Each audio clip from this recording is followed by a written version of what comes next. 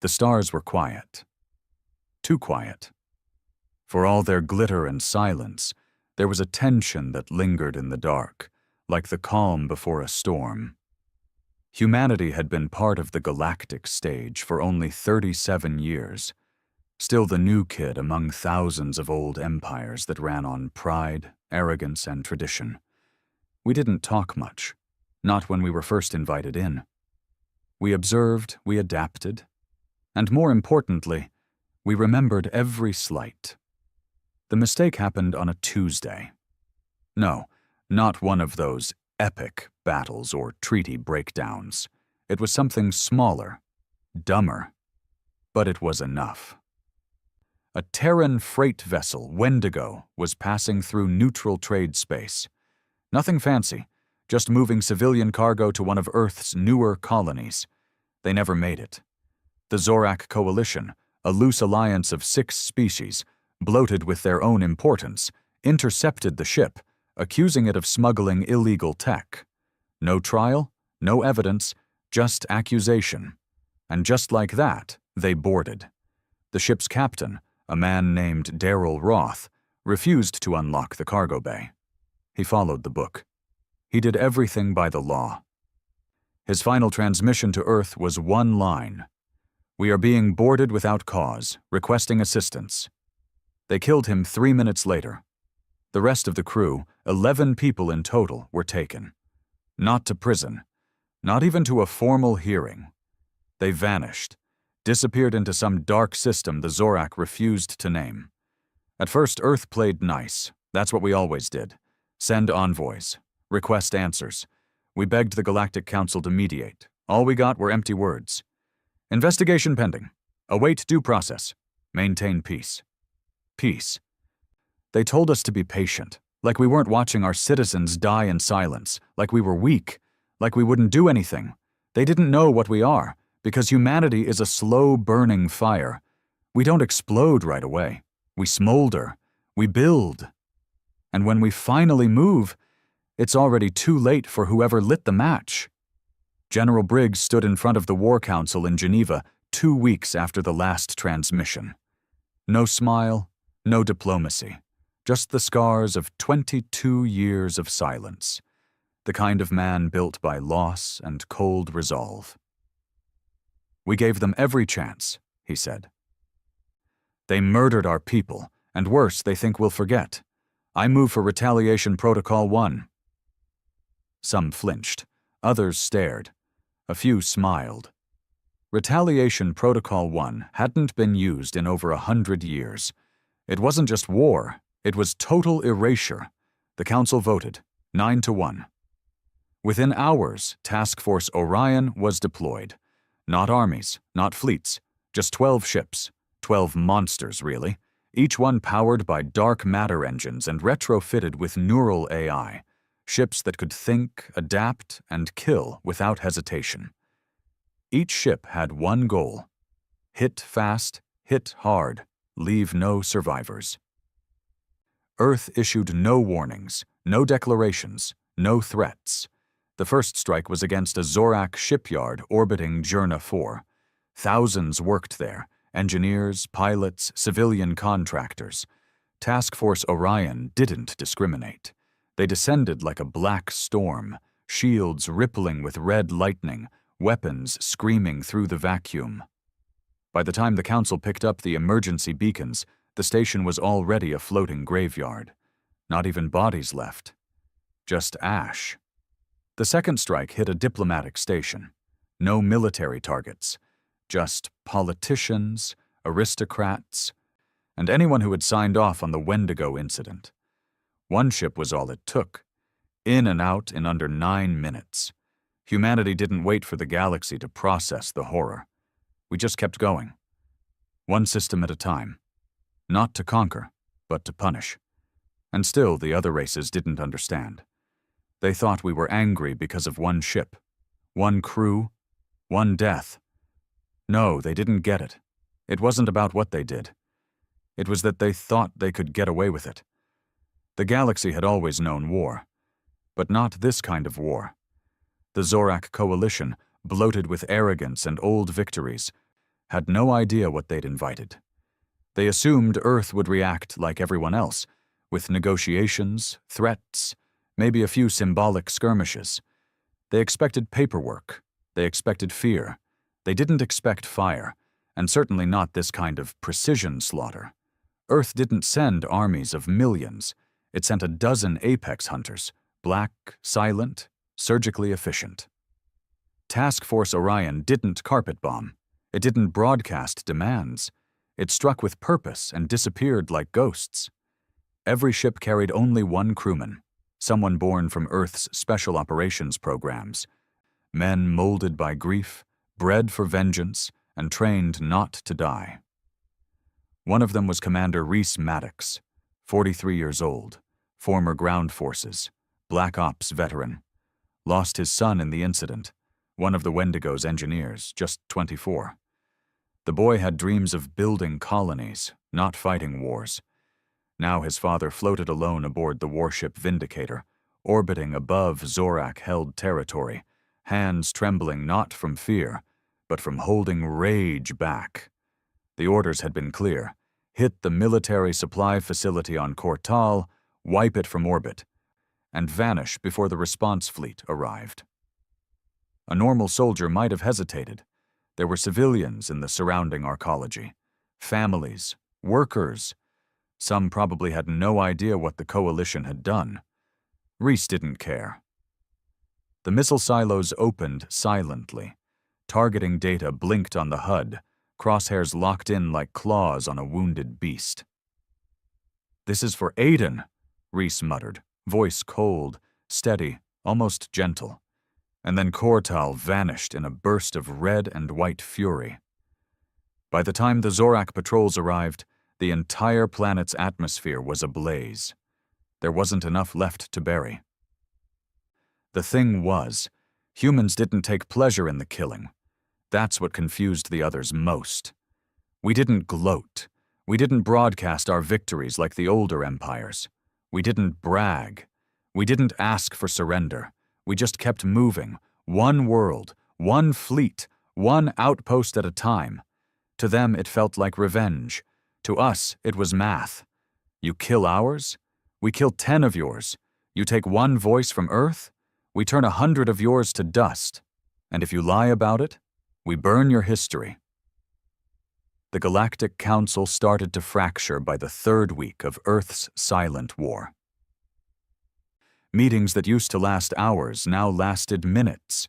Representatives yelled over each other. The Maiktari wanted sanctions. The Draylan species demanded negotiation. The Falari delegation walked out after one of their border colonies was hit for harboring Zorak escapees.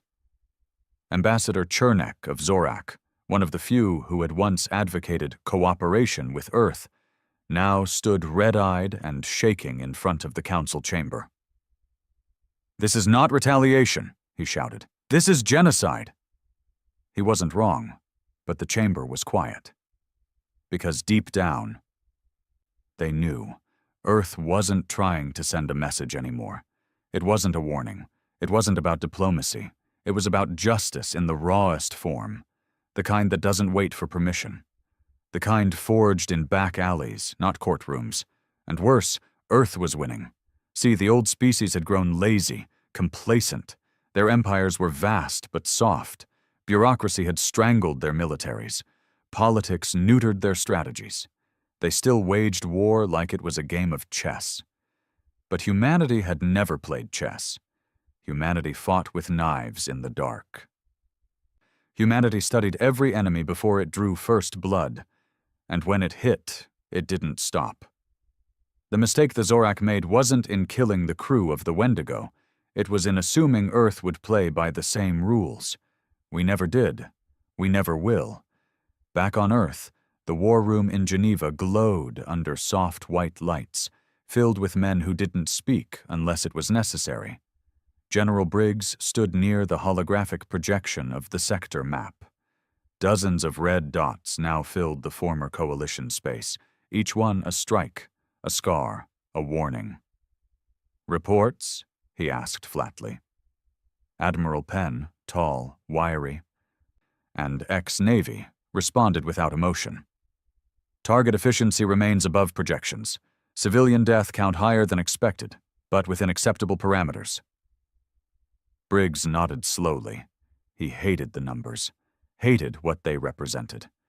But there was no other way. We're getting chatter, Penn continued. Some council members want to isolate Zorak, distance themselves. They won't, Briggs said. They're too scared of looking weak. And Earth? Earth doesn't care what they want. This ends when we say it ends.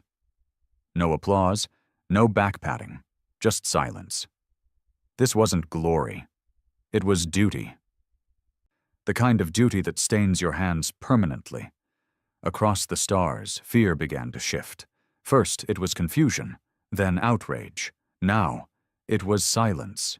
The old empires had always seen humans as the noisy species, loud, emotional, unrefined. But this cold, methodical extermination? This wasn't emotion. This was calculation. And the scariest thing wasn't the weapons. It was the restraint. Because everyone knew Earth could have done worse. But it was choosing not to. Not yet. At a refugee station near the Keltar expanse, a Zorak mother cradled her child, watching the news feed on a cracked screen. Footage showed another colony gone, wiped off the grid. She turned to a former coalition officer beside her, tears in her eyes. Why are they doing this? We're not soldiers. We didn't kill anyone. The officer didn't reply immediately. He'd seen the battlefield. He'd watched the orbital strikes. He'd listened to the intercepted messages Earth's soldiers sometimes left behind. They weren't threats, they were confessions. Every one of them sounded like a man digging his own grave, because that's what it was. They knew they wouldn't stop. Not until every name was avenged. They don't care if we did it, he finally said, only that we let it happen. Word of Earth's fury reached even the outer rim, places where politics meant little. Mercenary bands, pirate fleets, even slaver rings all started blacklisting any job involving Terran space. The risk wasn't worth it anymore. Some planets tried to bend the knee. One outer Zorak world even offered a full surrender, broadcasted it across galactic channels, kneeling and begging Earth to spare them. They were vaporized within 40 seconds of transmission. No reply. No mercy. Because Earth didn't want surrender, it wanted the truth. Where were the bodies of the Wendigo crew? What happened to the prisoners? Who signed the order? No one spoke, so Earth kept burning. And then, something changed. 3 weeks after Kortal fell, Earth received a message. Encrypted. Old-style code. Not sent through official channels. It came from within the coalition, a woman's voice, no name. But she said 6 words that cracked the silence like thunder. They're alive, but not for long. Location data followed. Coordinates to a deep space prison station. Unregistered, off-grid, black market tech, hidden inside a nebula near Zorak's most ancient system. Briggs stared at the transmission for a full minute. Could be bait, Penn warned. Doesn't matter, Briggs said. Send Vindicator, send Maddox. Reese Maddox got the orders 12 hours later. No speech, no prep, just a location and a file. His fingers shook as he read it. It wasn't fear, it was the possibility, the first real hope in weeks. He put on his armor slowly, the weight familiar. He strapped in at the helm of the Vindicator, eyes fixed on the dark ahead. If Aiden was still alive, if even one of the crew was still breathing, then the galaxy hadn't seen fury yet. Because revenge was one thing. Rescue was something far worse. The nebula surrounding the prison was called Voron's Cloak, named after some ancient Zorak philosopher who believed true knowledge was only found in silence. It was a fitting place for secrets, a swirling cloud of cosmic ash and electromagnetic static that disrupted sensors and swallowed light. No ships patrolled it. No colonies were nearby. It was dead space, That's where they kept the humans. Commander Reese Maddox had been staring at the swirling chaos for 4 hours from the bridge of Vindicator. The AI's synthetic voice whispered status reports in the background. Cloaking stable, stealth modules at 98%, weapons cold. But his mind wasn't in the cockpit. It was in a prison cell, 3 million kilometers ahead, behind reinforced walls and biometric locks, where he hoped to find what was left of his son. He hadn't let himself imagine it before. Now it was all he could think about. Aiden, was he whole? Was he broken? Did he even remember who he was? What they'd done to him? Reese clenched his jaw and shut his eyes. Focus. Breathe. You can't help him if you're dead. He checked the weapon rack again. Twin plasma pistols, pulse rifle with overcharged mag, a close-quarter disruptor blade, and a high-density breaching charge. No backup, no team, just him. Just how he wanted it. He wasn't here for a war. He was here to take something back. Entering Dark Zone, the AI announced. The ship shifted as Vindicator dove into the nebula, the thick clouds wrapping around its hull like the folds of a predator's mouth. Radiation pulsed in waves, distorting long-range scanners. Visuals were next to useless, which worked in Reese's favor. He didn't need to see the station. He just needed to smell the rot. The prison finally emerged from the dark, a jagged construct of black metal, shaped like a broken spear stabbing into nothingness. No insignia, no signals, just a silent, looming fortress floating among the corpses of forgotten ships. Reese studied the structure. No visible docking bay, no patrol routes, all by design. "You're sure this is it?" he asked. Coordinates match, power signatures consistent with Zorak penal tech. Life signs over 300. "How many human?" A pause. 3. Weak vitals. Deep level. His stomach clenched. 3 out of 11. That meant 8 were already gone. Killed, tortured, or worse. He exhaled slowly. "Bring me in." Vindicator locked into silent drift. No engines, no emissions. Reese suited up. Matte black exo-armor designed for zero-G boarding and tactical infiltration. He looked more machine than man now, a shadow in the void. He launched from the belly of the ship like a dart, thrusters silent. The station loomed closer. He slid across its surface until he found a maintenance hatch, standard for Zorak design, hidden behind paneling most wouldn't recognize. He placed the breach charge, backed away. 5 seconds. A spark of blue light. Silence, then a hiss as the metal twisted inward. He slipped in without hesitation.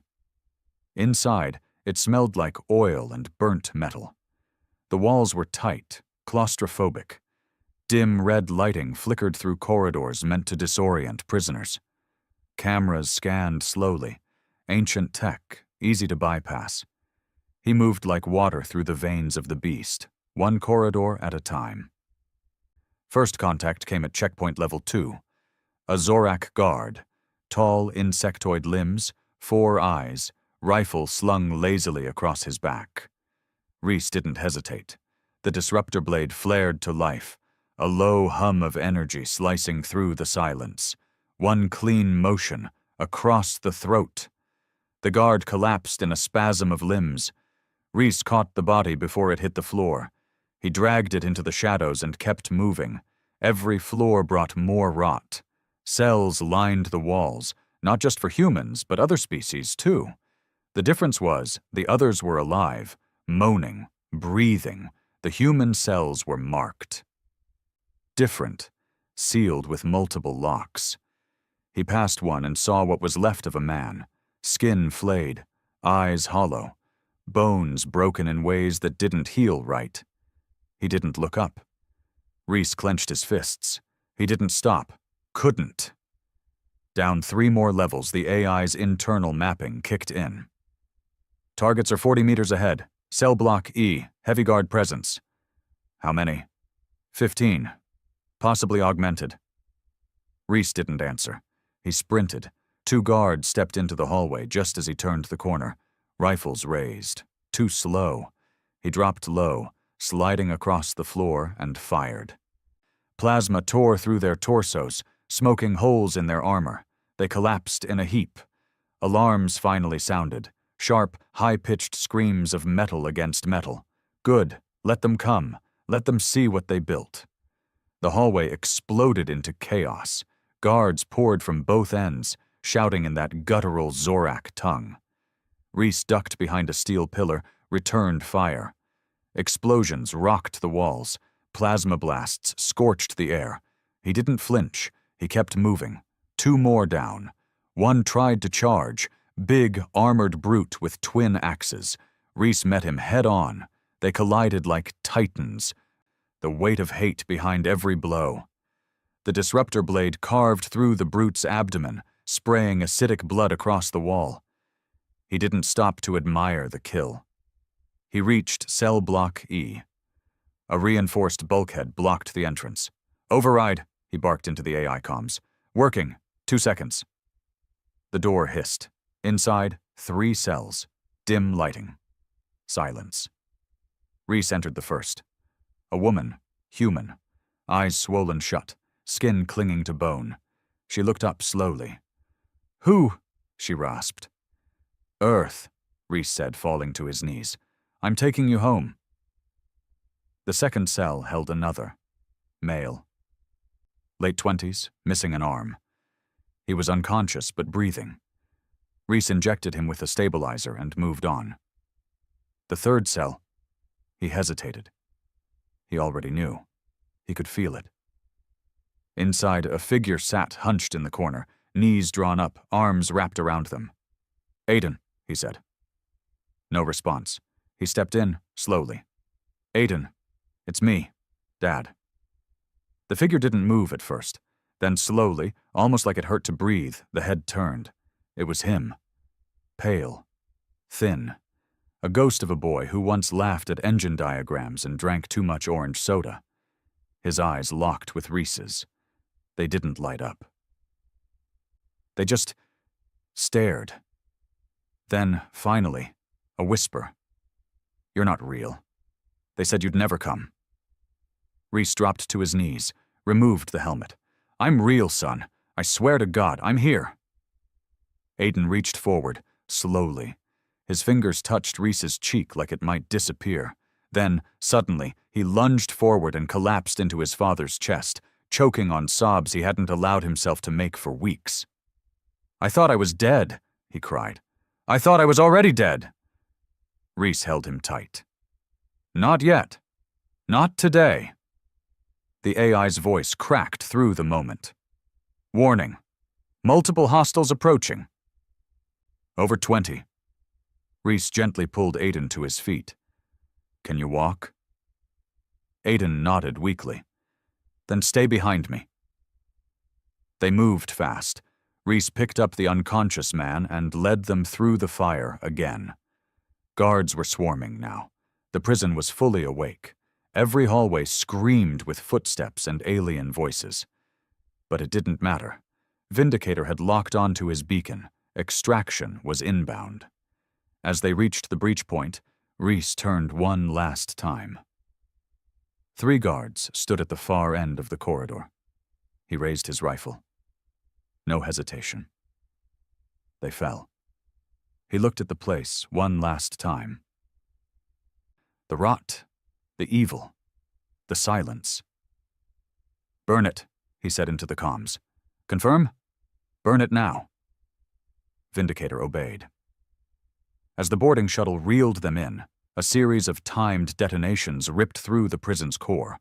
Explosions thundered through its spine, fire erupting from its airlocks, its black steel gut twisting in agony. By the time the crew was aboard and the med team rushed to stabilize the rescued, the station behind them was nothing more than a collapsing star of molten debris. Reese stood on the deck, armor scorched, hands shaking. But Aiden was alive.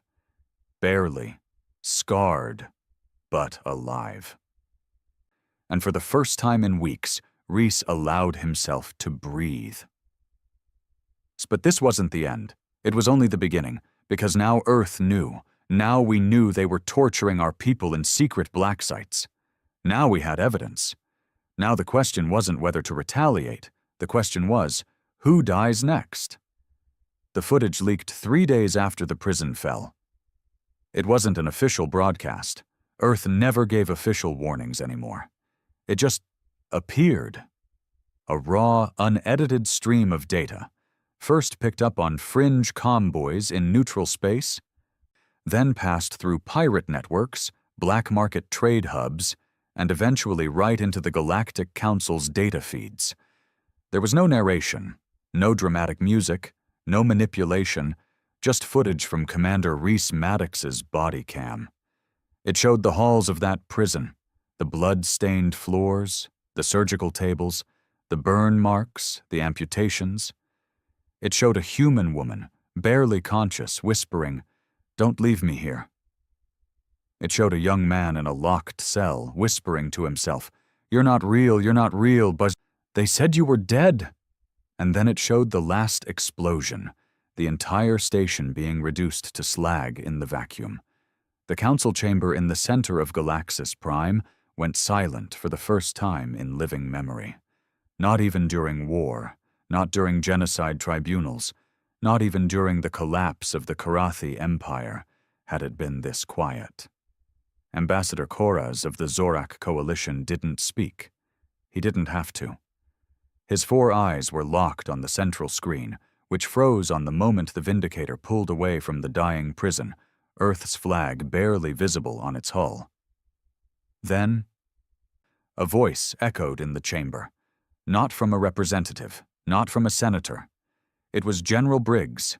Live transmission, no delay, no filter. Earth's signal had breached the Council's sacred channel, a system supposedly firewalled by 5 layers of encryption, protected by centuries of protocol. Briggs appeared on the screen. Uniform black, face stone. "Enough." That was all he said at first. 1 word. Then he leaned forward, slowly, voice low and calm, but carrying the force of centuries of human rage.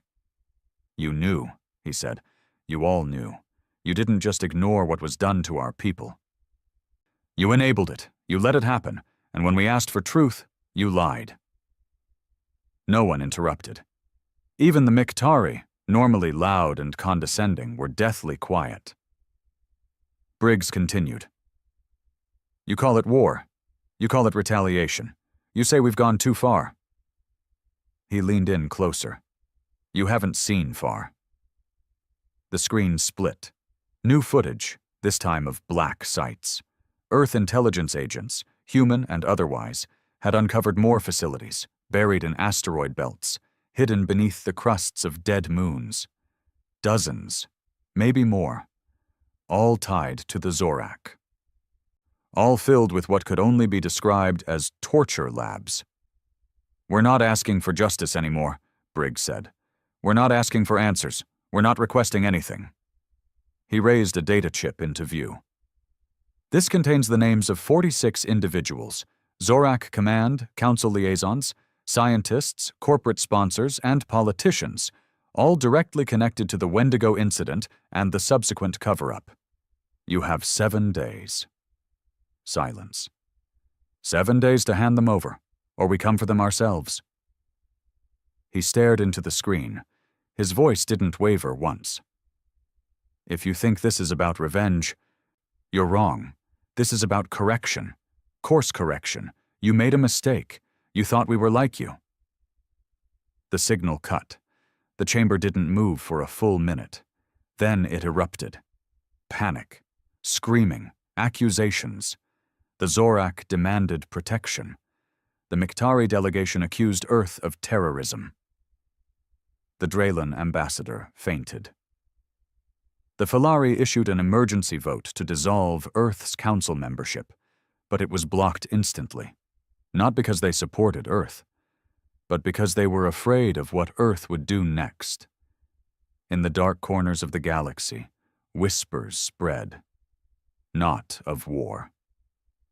of collapse. Old alliances began to fracture. Trade pacts were quietly suspended. Embassies evacuated. Private security firms refused to escort council members off-world if their names were rumored to be on that list. And the most terrifying part? Earth never published the list. No one knew who was safe. That uncertainty alone began to destroy them.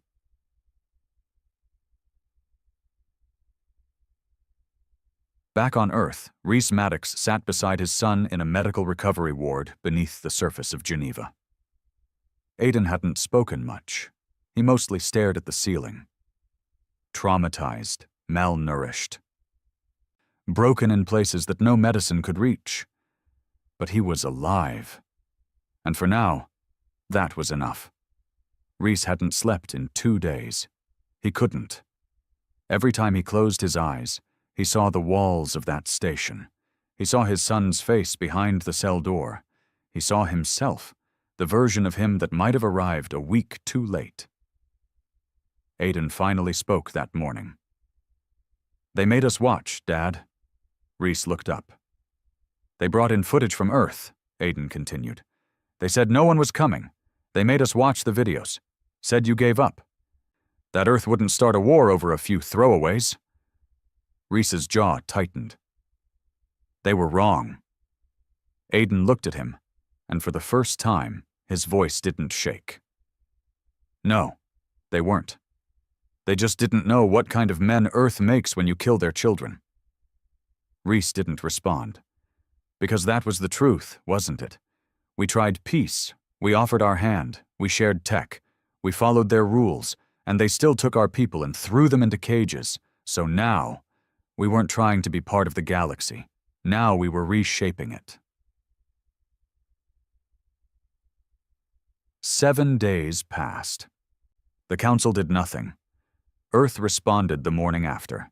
It didn't broadcast a threat. It executed the first name on the list. Ambassador Rethla, a Zorak politician hiding on the moon of Flaktari, was found torn in half, not by a bomb or bullet, but by something cleaner, surgical. His security team, all 9 of them, were gone without a trace.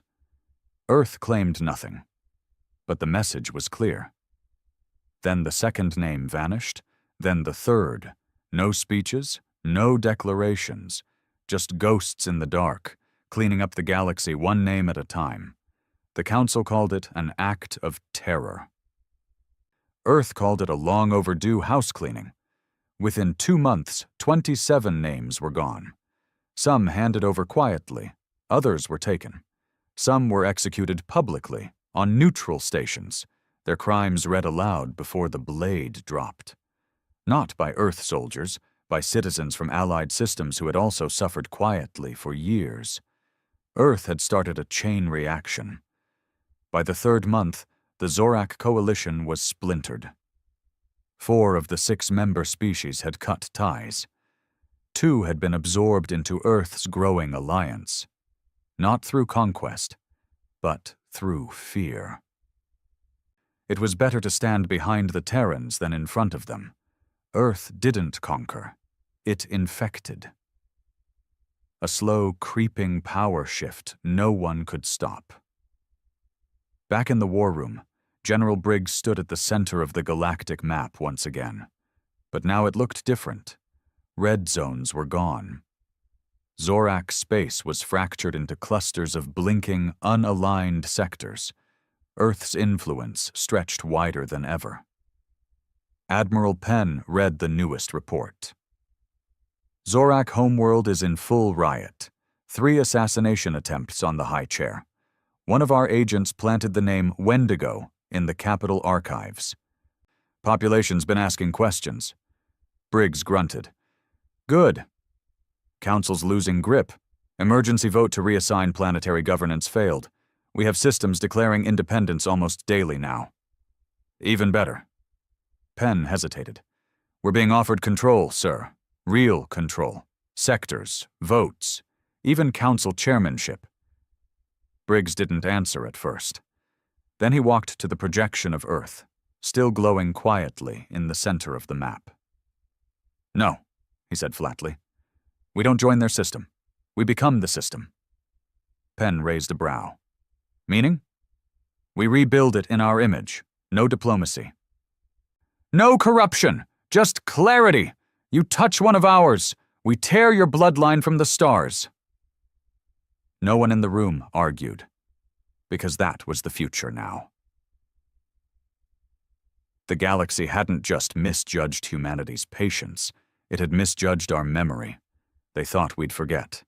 They thought time would heal. But humans don't forget. We engrave.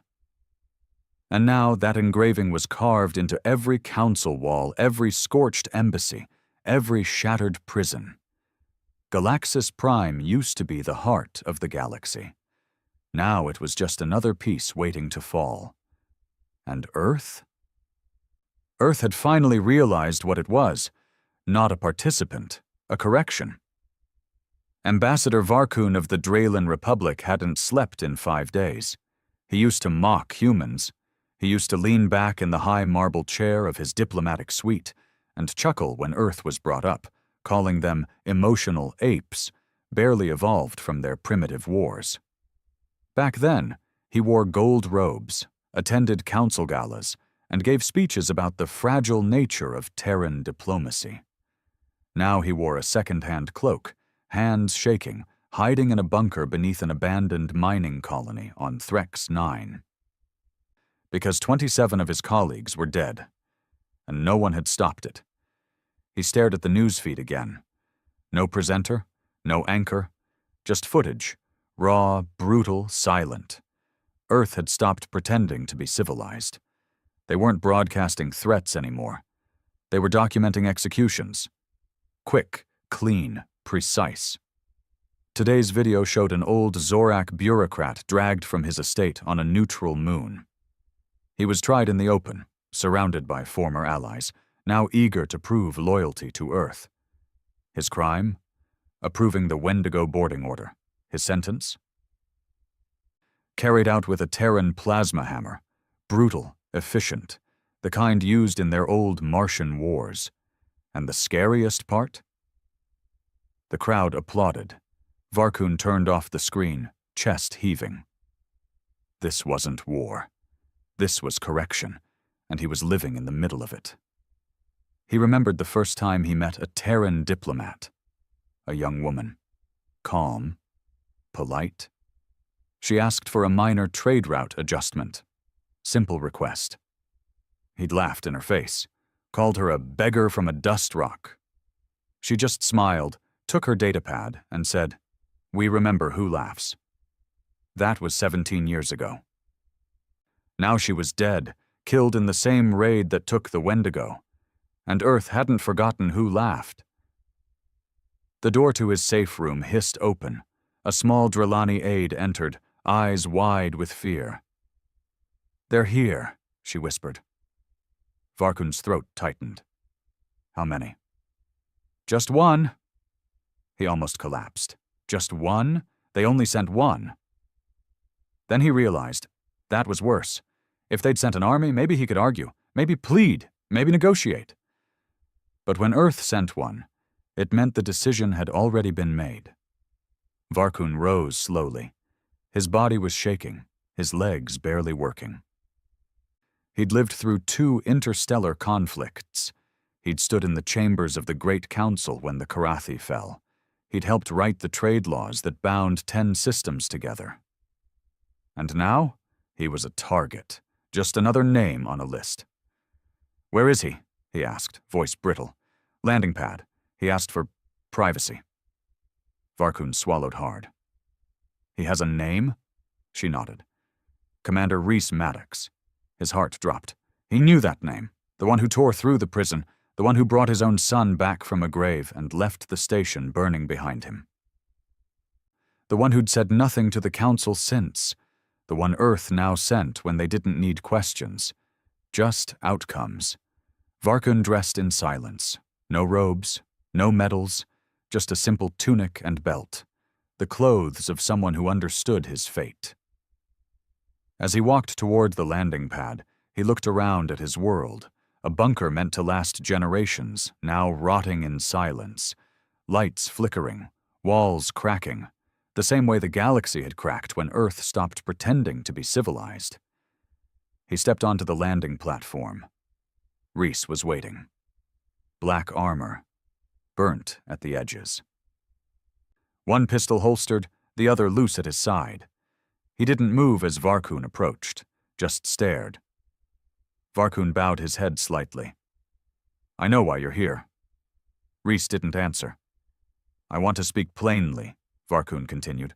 "Not to escape judgment, but to understand. You could have burned my world, destroyed my lineage. But you came here alone. Why?" Rhys finally spoke. His voice was low, calm. "Because I wanted to see if you'd run." Varkun blinked. "I didn't." "I know. That's why you're still breathing." A pause. The wind whipped across the landing pad. Above them, the sky of Threx 9 was painted in violet clouds, beautiful, alien, uncaring. Varkun looked into Rhys's eyes. "What's left after this?" Rhys tilted his head. "For who?" "For the galaxy. For you. You've already won." Rhys's eyes darkened. "We're not finished. You've dismantled the Zorak, shattered the Council. Even the neutral empires fear you. How much more do you need?" Rhys stepped forward, closing the distance between them. "You still don't get it. This was never about power, or politics, or conquest. This was about respect. You treated us like dirt, laughed at our dead. Called us children." Varkun didn't respond. Rhys's voice dropped. "You turned away when my son screamed in a cell for 11 days. You didn't blink. You didn't care." He raised his hand, not to strike, but to show something. A small device. He pressed a button. A hologram appeared between them, one of the black sites Earth had uncovered. Drellani guards, Drellani equipment, Varkun's signature on the transfer orders. His legs gave out. He collapsed to his knees, staring at the projection. "No," he whispered. "That was years ago. I didn't know." Rhys didn't flinch. "You did." And in that moment, Varkun knew there would be no trial, no speech, no forgiveness. He didn't beg. He didn't cry. He simply nodded. "I understand." Rhys looked down at him, then slowly holstered his sidearm. Varkun blinked. "You're not going to kill me?" "No," Rhys said. "You are." He tossed a dagger to the ground, old Terran steel, rusted, primitive. "You get to leave a note. You get to confess. You get to earn your end." Varkun stared at the blade. Rhys turned and walked away. "I'll return in 10 minutes. If you're alive, I'll do it myself." The wind howled. And Varkun was alone. Word of the diplomat's death spread fast. His suicide note, broadcast voluntarily to every system, confessed to his role in the Wendigo cover-up. He named names. He exposed trade deals, black site payments, and false intelligence reports. By the next cycle, 3 more diplomats turned themselves in. One fled off-world and was found hanging from a noose made of Terran rope. The galaxy had never seen a power like this, not just strength, but moral clarity sharpened into a blade. Earth didn't act like an empire. It acted like a species that had nothing left to lose, and that made it invincible. Back on Earth, Rhys visited the place he hadn't seen since the war began. The small house in Montana where Aiden used to spend his summers. The swing still creaked in the wind. The porch still smelled like pine. Aiden sat on the steps, wrapped in a blanket. Thinner now, but healing. "You didn't kill him?" he asked quietly. Rhys sat beside him. "No." "Why?" "Because I wanted him to feel it. The weight of what he did, the guilt. That knife was heavier than any bullet I could have given him." Aiden looked down. "Are you done?" Rhys stared into the horizon. No. Why not? Reese didn't answer immediately. Then he whispered, "Because I'm not the only father who lost a son." They called an emergency session of the Galactic Council on the 41st cycle of the Standard Year, the last such session that would ever be held in Galaxis Prime. Representatives from only 19 member systems showed up. There used to be 300. The great silver dome of the council hall, once a symbol of peace and unity, now echoed with half-empty seats and nervous murmurs. Those who did attend wore plain robes, no insignia, no colors, because wearing political colors now made you a target. Earth wasn't even present. They hadn't shown up in months, but they didn't have to. Their presence was everywhere, in the silence, in the fear, in the absence of those who used to laugh loudest. Ambassador Theros of the Miktari took the central podium, hands trembling as he addressed the hollow room. "The Terran actions have gone too far," he began. "They've executed 43 political figures. They've destabilized 5 core worlds. They're ignoring the basic rules of interstellar law." No applause, no support, just silence. Because the truth hung over every delegate like a shadow. Earth had gone too far, and no one had done a thing to stop them. And now it was too late. A Drellani representative rose from the second row. "Maybe," he said, "they went far because we didn't go far enough. How many times did we ignore the signs? How many times did we let the Zorak do as they pleased because it kept trade lanes open?" Murmurs. Agreement. Regret. Ambassador Theros looked desperate now. "You're suggesting we submit to them?" "No," the Drellani said quietly. "I'm suggesting we accept reality." Theros's voice cracked. "They've become an empire without calling themselves one." That was the truth, and everyone knew it. Because Earth hadn't taken systems by force. It hadn't planted flags. It hadn't declared dominion. It simply stepped into the void left by cowardice. And people followed, not because they loved Earth, but because Earth acted when no one else would. They killed the monsters no one wanted to acknowledge. They burned the black sites everyone pretended didn't exist. They punished the untouchables, and they never apologized for it.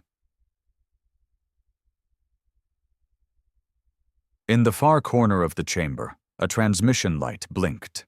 Council Secretary Ralnar, one of the few remaining Filari in the system, accessed it. "Unauthorized signal," he muttered. "Encrypted. Origin. Sol system." The entire chamber turned. Then, a face appeared in the air above the central dais. General Briggs. No announcement, no delay, just raw Terran presence. He didn't speak right away. He looked around the room, as if making eye contact with each of them through the feed. His expression unreadable. His voice, when it came, was flat, cold, and unflinching. "You've had your time."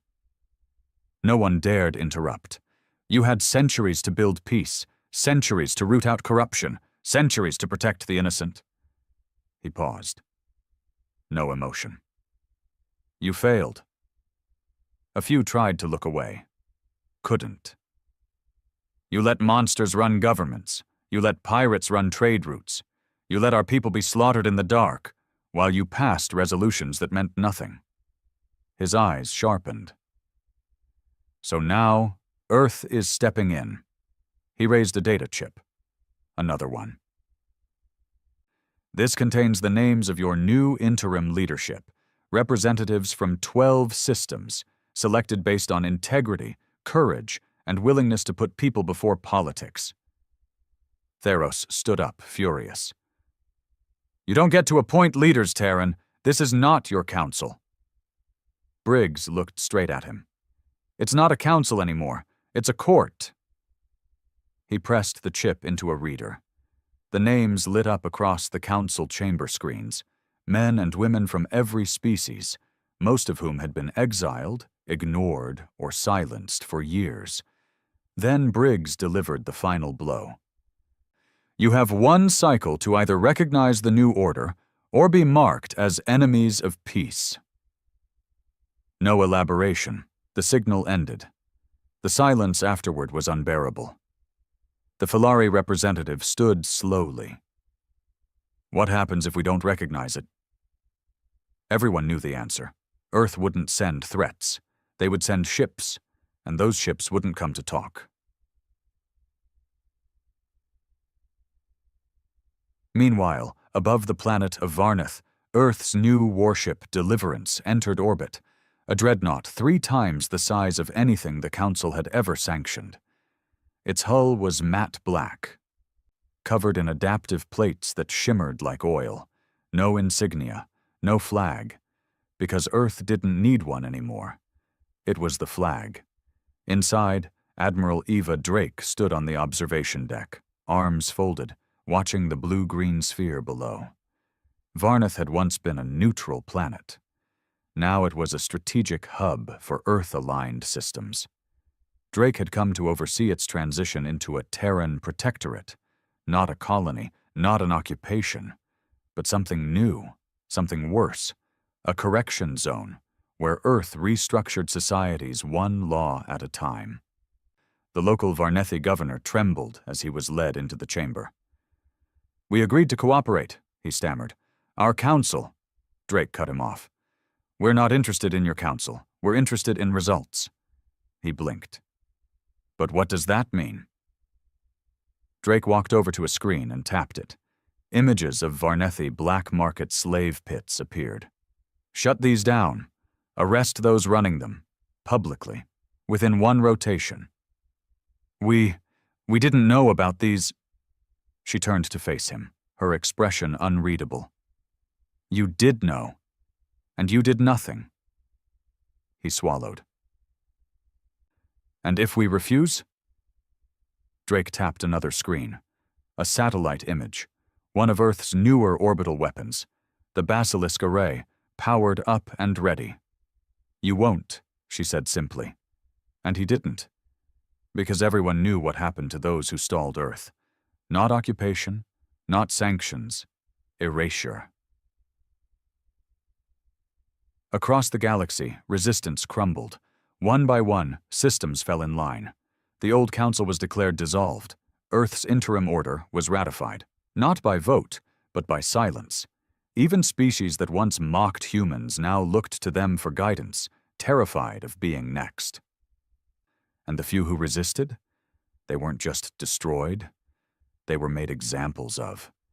The Zorak High Command was found hiding in a deep space temple. Earth Special Forces didn't bomb it. They breached the temple during a religious ceremony, paraded the High Command in chains through their capital city, and uploaded the footage to every corner of the galactic web. Message received. No more gods. No more special rules. No more forgiveness.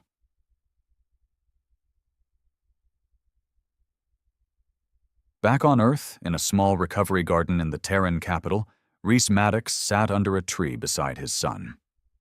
Aiden had begun walking again. Talking again. He still woke up screaming some nights, still couldn't be around certain smells, oil, bleach, burned plastic, but he was healing, and Rhys, for the first time in a long time, didn't feel rage every second. Only most of them. "Do you think they'll ever come back?" Aiden asked. "The old council?" "No, the ones who took us. The ones who thought they were untouchable." Rhys looked out at the horizon. "They're not coming back. Not like they were." Aiden nodded slowly. "Good." They sat in silence for a while. Then Aiden asked the question Rhys hadn't prepared for. "Was it worth it?" Rhys didn't answer at first. He thought about the ships destroyed, the bodies burned, the names erased. He thought about the boy he pulled out of that cell. He thought about every name he'd crossed off the list with his own hands. And he finally whispered, "No, but it was necessary." They called it the realignment, not a war, Not a peace treaty, just a quiet, unspoken surrender. System by system, world by world, flags were lowered. Constitutions were rewritten. Even the ancient empires, ones that had ruled since before Earth discovered FTL travel, began adopting Terran protocols. It wasn't because Earth threatened them anymore. They didn't have to. By now, the mere absence of a threat was enough to make leaders sign. The interim order, once seen as temporary and reactionary, had become the de facto ruling system of the galaxy. Earth didn't just shape the new laws, they enforced them, without compromise. The new map of the stars was simple. No more tangled bureaucracies, no diplomatic immunity, no special status for the old races. You either joined the order, or you disappeared from it. It was clean, brutal, efficient. And for the first time in galactic history, it worked. Crime rates across all Terran-controlled sectors dropped by 68% within 6 standard months. Piracy, once rampant, had all but vanished. Slave rings were eradicated, not by reports, not by tribunals, but by orbital bombardment. And justice? Justice didn't take years anymore. It took days. A new courthouse was built in orbit above Galaxis Prime, once the heart of the old council. Now it was a fortress of glass and black alloy, with Terran judges flown in weekly. No more appeals, no more deals. The guilty stood, the sentence was read, and if the evidence was clear, execution followed within the hour. Live, uncensored. The galaxy, broken and rebuilt by Earth's hands, had entered a new age, an age of fear, an age of order. And behind it all, always watching, always deciding, were the men and women who had bled for Earth. Like Commander Rhys Maddox. Rhys had been offered a seat in the interim tribunal, a lifetime position, unquestionable authority. He refused it. He didn't want power. He just wanted peace, not the kind the galaxy promised, but the kind he could sit in without hearing his son scream in his dreams. But peace was hard to find. He lived alone now, on a small Terran moon called Ossuary 3, a place once used to bury Earth's war dead. Now it was quiet, covered in snow and memory. He spent his days walking the frozen trails near the monument stones, reading the names. One of them was blank. That one was for Aiden, a marker of the boy who never truly came back. Not the way he was. Rhys visited the boy once a month. Aiden had chosen to stay in rehabilitation, not because he needed to, but because he didn't trust himself outside of it. He smiled more now, but the laughter never returned. Rhys blamed himself for that. He always would. He'd made the galaxy bleed. He'd carved justice into the stars with a blade. And now? Now he didn't know what to do with himself. Back in orbit above Earth, General Briggs stood in the war room, or what remained of it. Most of the world's militaries had been integrated into the order. Earth no longer needed generals, but Briggs stayed, because Earth still needed reminders. His assistant handed him a report. It wasn't like the others. No border dispute, no assassination, no rebellion. It was worse. It was resistance. Not military, not overt. A group of former council officials, scientists, exiled diplomats, and rogue AI constructs had begun forming what they called the Restoration Pact. Their message was simple. Earth has gone too far. Their method? Subversion, corruption, undermining order law from the inside, planting lies in the data feeds, broadcasting false reports, trying to paint Earth as an out-of-control regime. At first, Briggs ignored it, but then, a Terran outpost in the Malkari system was attacked. 19 dead. A bomb planted by someone with high-level clearance. That made it personal. He ordered full intelligence deployment. Within hours, the Restoration Pact's location was narrowed to a single system, Haven Reach, deep in unaligned territory, protected by ancient ion storms and long-forgotten treaties. It used to be a neutral zone. Now, it was a target. Briggs didn't hesitate. He sent Blackwing, Earth's most secret unit. Not a fleet, not soldiers, something worse. Ghosts in living bodies. Assassins bred from the worst of humanity's past. Only one name was whispered among the team leaders. Rhys Maddox. Briggs hesitated. He stared at the transmission form for almost a full minute. Rhys had done enough. He'd earned peace. But if this group survived, if they were allowed to grow, everything Earth had built would collapse under the weight of whispered rebellion. So he sent the call. Rhys didn't answer it. He showed up. Haven Reach was worse than they'd imagined. The system was shielded by a quantum scramble field. Impossible to scan, impossible to lock. A fleet would never survive entering blind. So they didn't send a fleet. They sent Rhys and 4 operatives he trusted. Former ghosts, killers, men and women who didn't speak much anymore, because silence had become their language. Their plan was simple: infiltrate, verify, cleanse. Rhys landed on the outer shell of the Rogue Station, an old Council archival node, now gutted and converted into a rebel haven. Artificial gravity flickered. Lights were dim, but the air was breathable. He moved through the station like a memory. Quiet.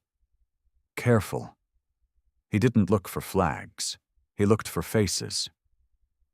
And he found them. In one of the deeper chambers, huddled around datapads and stolen tech, were 10 figures. Former leaders. Former elites. The same kind of people who watched the Wendigo burn and shrugged. One of them looked up. "You," she whispered. Rhys nodded. "No speech?" she said. "No threats?" "No point. Do you even know what you've become?" Rhys stepped forward. "Yeah," he said. "The thing you should have feared from the start." He raised his rifle. They didn't even run, because in that moment they knew. The Council was dead. Its architects were dead. Its illusions were dead. And the new galaxy didn't have room for them. The chamber was silent when he left. No alarms, no resistance, just a blinking light on his HUD, confirming objective complete. Rhys returned to his ship in silence. He didn't celebrate. He didn't smile. Because killing wasn't victory. It was maintenance. When he returned to Earth, the stars were quieter. Not because peace had been won, but because silence had been imposed. And no one dared break it. Rhys sat once more on the porch of his old home, watching the wind move through the grass. Aiden was due to visit the next morning. The boy was stronger now, more himself. But Rhys knew they were both changed forever. Because vengeance doesn't come without a price. And sometimes, the deepest scars don't bleed. They just never close. He reached into his coat and pulled out a worn piece of metal, a tag from the Wendigo. Burned, scorched, recovered from the black site, tucked into his armor all those years. He laid it on the table. Then, for the first time in years, he whispered thanks, not to a god, not to a council, not to anyone watching, but to the memory of those who never got to see this new galaxy. The stars looked the same. Cold, distant, eternal. But everything else had changed. The galaxy was no longer a scattered mosaic of fragile empires and self-important alliances. There was only one law now, one standard, one truth. You don't touch humanity and walk away. It had taken nearly 4 years, 4 years of blood, execution, purges, tribunals, and scorched worlds. 4 years of hunting men in palaces, in bunkers, in empty temples where they thought gods would protect them. 4 years of refusing to forget. And now, the last name on the list was gone. No ceremony, no applause, no mission accomplished. Just a final data ping on the ordernet confirming the execution of the last man tied to the Wendigo incident. A minor logistics clerk from the Zorak Ministry of Transit. He'd approved a ship's false clearance form 41 days before the Wendigo disappeared. He died in a supply depot on a frozen moon, choking on his own blood, whispering for a lawyer that never came. And with that, it was over. At least, officially. But Earth didn't celebrate. Earth didn't throw parades. We didn't know how to celebrate what we'd done, because we didn't win something. We simply ended something. Aiden Maddox sat in a white room in the Earth Restoration Program on Luna Base 3. He wasn't a prisoner. But he wasn't really free either. His file was stamped High-Risk Psychological Instability, Class 4. Too broken for civilian life. Too unstable for service. But he was awake, present, alive. He gardened now. Crops in zero-G pods, hydrogrowth experiments, things that grew quietly, that didn't scream when they broke, things that could be controlled. When he wasn't planting, he wrote, mostly in notebooks, refusing to use data pads. He said it made the thoughts stick longer. The doctors said he was improving. They didn't say healing. He never asked about the war, never watched the news, never asked how many died. He only asked one thing every month when his father visited. Was it worth it? Reese never answered, because Reese didn't lie. Reese Maddox had been offered medals, statues, even a seat in the new Terran High Circle, the replacement for the old council. He turned it all down. He lived alone. Still on Ossuary 3. His cabin was simple, wood, metal, dirt floors, built with his own hands. Outside, the graves of his team, all the men who hadn't made it, were lined up like sentinels watching the sky.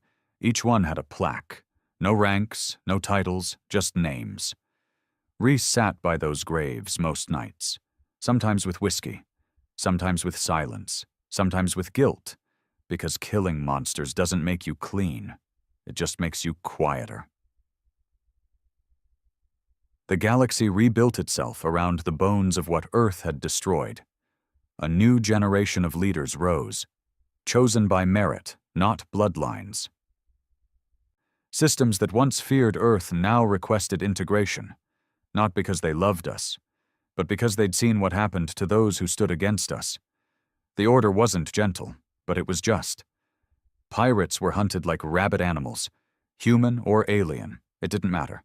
The law was one line long: do harm and be erased. Trade was standardized, currency unified. Black markets, gone, replaced with hard-tracked logistics lines monitored by AI and human auditors. The old empires, those ancient families who once bought fleets with their names, vanished. The Order seized their assets and redistributed them to planetary infrastructure programs. Bureaucracy became dangerous. Stall a report too long, and someone would come knocking. Delay a justice process? The judge might be replaced, or shot. There were no more gray areas, only white and black. Innocent or guilty, with us or against us. And the people, the civilians, most of them loved it. For the first time in their lives, they weren't ignored. They weren't taxed to fund noble palaces. They weren't offered justice that took a decade to arrive. Now, if someone harmed your family, they vanished in days. No lawyers, no privilege, just order. Real order. Built on vengeance, yes, but kept through fear. The last surviving member of the Galactic Council died in exile. He'd lived in a forgotten mining dome, miles below the crust of an uncharted asteroid. When the Order found him, he was senile, mumbling about peace accords and negotiation rooms. Reese didn't even need to pull the trigger. The old man put a plasma pistol to his own temple. He looked Reese in the eye and said, "You warned us." And that was it. One final echo. Then silence. The final database update from the Order listed a single completed entry. Wendigo Protocol. Status: complete. No further documentation was added. No summary. No monument.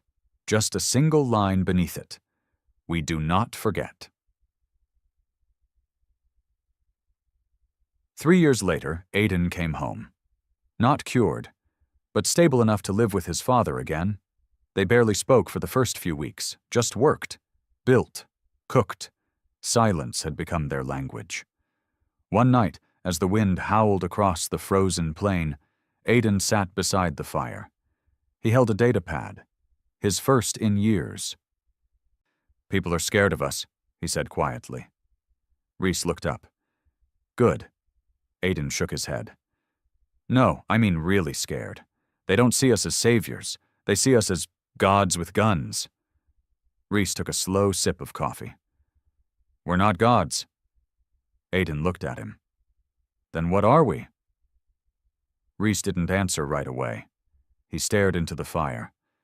Then, finally, he said, "We're the scar that reminds the galaxy what happens when you cross the wrong people." Aiden nodded slowly. "I want to do more," he whispered.